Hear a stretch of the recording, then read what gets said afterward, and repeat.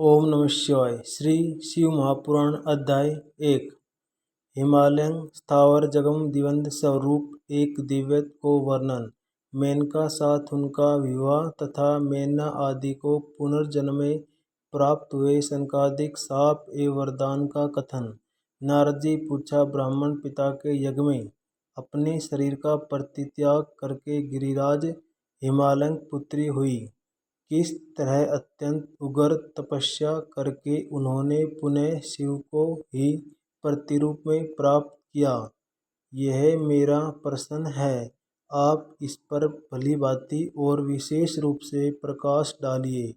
ब्रह्मा जी ने कहा, मुने नारद, तुम पहले पार्वती की माता के जन्म, विवाह और अन्य भक्तिवर्धन पावन चरित्र सुनो।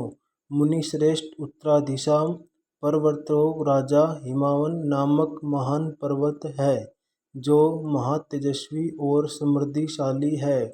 उसके दो रूप प्रसिद्ध है, एक स्थावर और दूसरा जगम।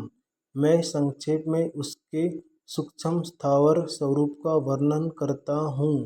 वह रमणीय पर्वत नाना प्रकार के रलोका आकार खान है और पूर्व तथा पश्चिम समुद्र के भीतर प्रवेश करके इस तरह खड़ा है मानो भूमंडल को नापने के लिए कोई मानदंड हो।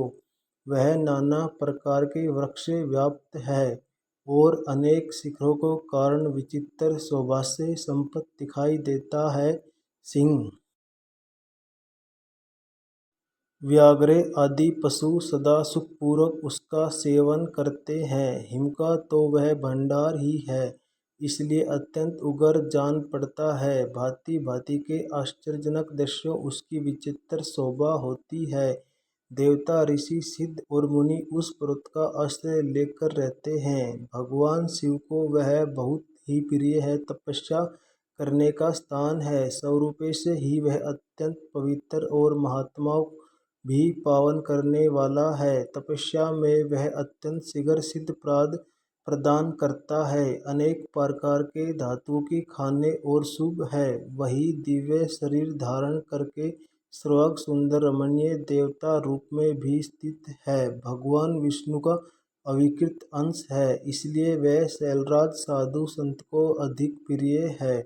एक समय गिरिवर हिमावन अपनी कुल पारंपरिक स्थिति और धार्मिक वृद्धि के लिए देवताओं तथा पितरलोक हित करने की अभिलाषाएं अपना विवाह करने की इच्छा की। मुनीश्वर उस अवसर पर संपूर्ण देवता अपने स्वार्थक विचार करके दिव्य पितरलोक पास आकर उनसे प्रस्थान पूर्वक बोले, देवताओं, कहा, पितरों, आप सब लोग प्रसन्नचित्त होकर हमारी बातें सुने और यदि देवताओं का कार्य सिद्ध करना आपका भी अभिष्ट हो तो शीघ्र वैसे ही करे। आपकी ज्येष्ठ पुत्री जो मैना नाम से प्रसिद्ध है, वह मंगल रूपिणी है। उसका विवाह आप लोग अत्यंत प्रसन्नता पूर्वक हिमावन पर्वत से कर दे।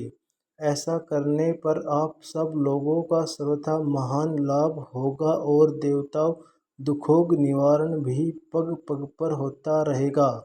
देवताओं की यह बात सुनकर पितरों परस्पर विचार करके स्वीकृति दे दी और अपनी पुत्री मेनका विधि पूर्वक हिमालय हाथ दे दिया। उस परम मंगलमय विवाह में एक बड़ा उत्सव मनाया गया। मुनीश्वर नारद, मेनका साथ हिमालयं शुभ विवाह का यह सुखद प्रसंग मैंने तुमसे प्रसन्नता पूर्वक कहा है। अब और क्या सुनना चाहते हो?